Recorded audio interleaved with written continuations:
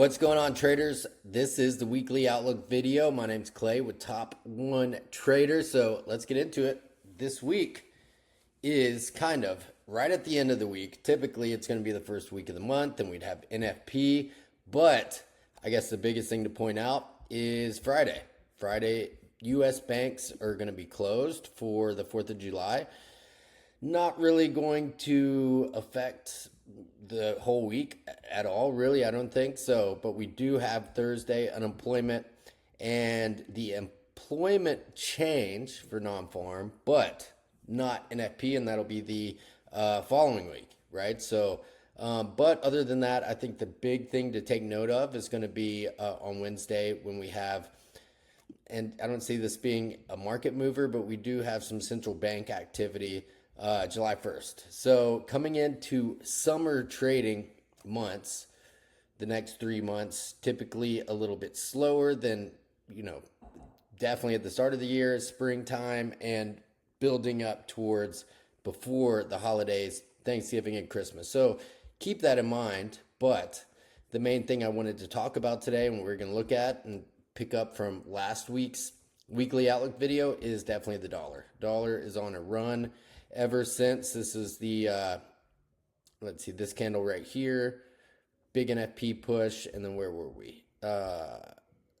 Yeah, all of this, I can't find the candle right now, but this is all blowback from the FOMC a couple weeks ago. Here, taking a look at NZD/USD, of course, New Zealand's been getting beat down pretty much across the board here.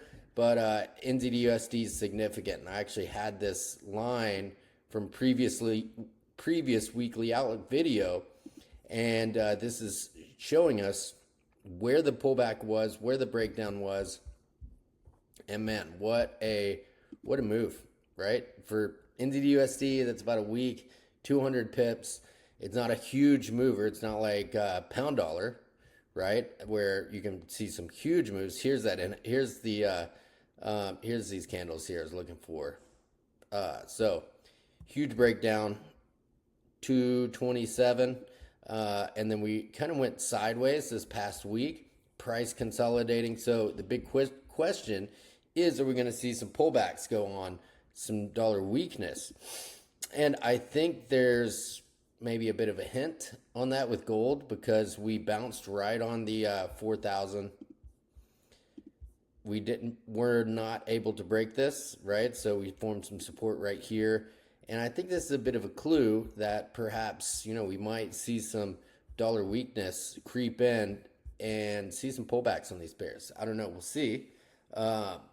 It's going to have to be quite a pullback, but you can see we have a big area right here where price really broke down following all that economic data.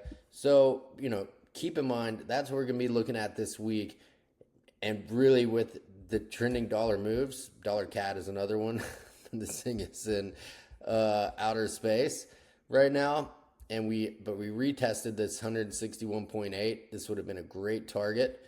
And we found some resistance there, right? So I think there's some clues that maybe the dollar strength is going to cool off a bit. And heading into July 4th, banks closed on Friday, makes a lot of sense. So let's have a great trading week. We appreciate all you guys. Can't wait to see y'all's payouts. Peace.